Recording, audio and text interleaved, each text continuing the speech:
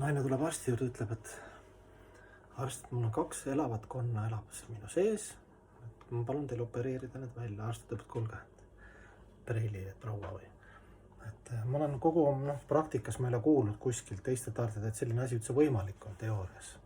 No naine ikka, ma maksan kõike, siis okei, et pani anesteesiat peale. Naine jäi magama, märkas üles, meest kuskilt 2 konna, naine ütleb, et ta ärkab üles ja ütleb, näed, mis ma räägin, näed 2 konna, mees ütleb, jaad, täitsa uskumatu, et oligi 2 konna. No siis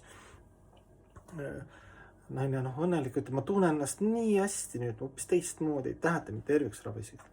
Ja siis, aga probleem see, et järgmine nädal tuli jälle tagasi, et need konnad jätsid mingid sinna oma need munad ja nüüd on uued konnad seal, oma kullesed ja nüüd on 3 konna, et peate need jälle parandama. Et see on sama, et Ameerikas on 3 inimese kohta vist oli 2 psühholoogi või 3 inimesel 1 psühholoog, mis see statistika on, et meil on vaja üritame väljast lahendada probleeme väliste asjadega, aga tegelikult siin on selles psühholoogidel on palju tööd, et inimestel on siin probleemid, et siin tuleb probleemid lahendada, siis väljast automaatselt probleemid lahenevad.